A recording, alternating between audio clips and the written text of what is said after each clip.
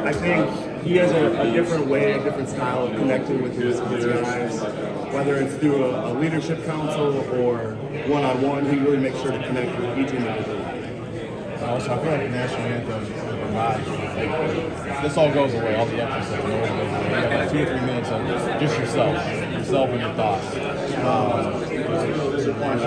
What do you think we'll be going through now? Probably just hyping myself up and get my mind ready again. Thank you. All right, Zach, gotta preface this right now. This young lady is from Wisconsin. Hey, whereabouts? Menominee Falls. Okay, nice. So real close to Milwaukee, where you were born. Yeah, and I grew up in West Bend. I was gonna say, you played for Brown Deer. Brown Deer, I transferred actually. I went to West Bend East and then I went to Brown Deer, yeah. Yes, awesome. And then of course Madison. Yeah. So I'll make sure you feel at home with what we're about to talk about, all right? I have to make sure we set the stage properly. All right, number one, let's talk about your days at the University of Wisconsin. Let's reminisce a little bit about those and how good were they for you? Yeah, when I got into Wisconsin, I accepted as a gray shirt, and then they upgraded it to a full rod, and then they just gave me the opportunity to redshirt and sit behind a lot of great Badger linebackers when I was there. I mean, T.J. Edwards, T.J. Watt, Joe Schobert, Vince Beagle, Leo Chanel was there when I was there, Jack Sanborn was there when I was there, Andrew Van Ginkel was there when I was there. So many great guys that I could sit behind and really learn from. And it was a true professional program.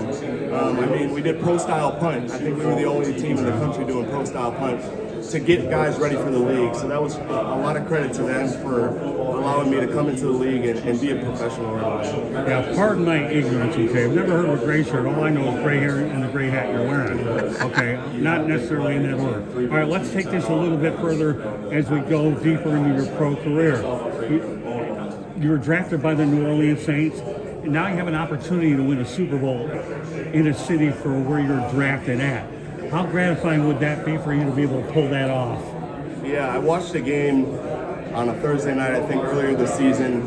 Sean Payton made his return to the Superdome, obviously coaching the Broncos, and he kept repeating to the media, it's only special if you win, and that's kind of my mentality going into this week.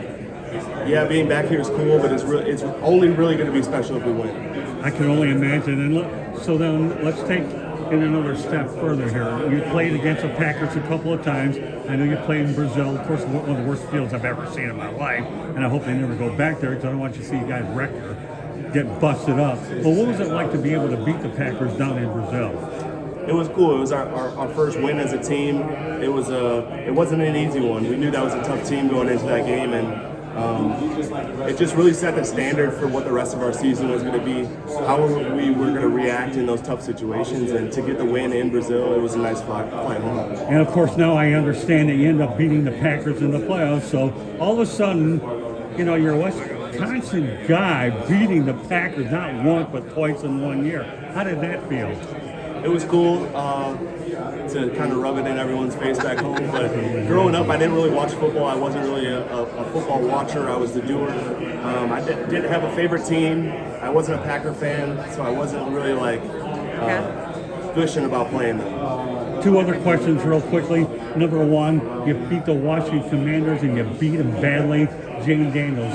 Tell me a little bit about that, Victor, and it was like to be a young guy that could potentially do a lot of damage. Yeah, a tough team. We saw them twice early in the year, and they beat us one time, so we kind of had a chip on our shoulder going into that next game.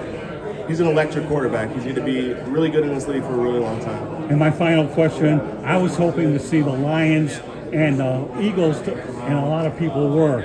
Were you kind of in the back of your mind hoping to see that matchup, albeit you wouldn't have gotten it in Philadelphia? But that's a matchup a lot of people wanted to see. I wanted to see the Commanders for sure. Did you to really? Get our revenge after that loss earlier in the season. Hey, listen, it's always good to talk to a Wisconsin guy. And one last thing about the Badgers, do you like the direction that they're going in? That's a tough question. I'm excited for this next season for them. Okay. Works for me. Thanks a lot for your time. Appreciate you. Thank you. What can you say about Quinion Mitchell? Oh my God.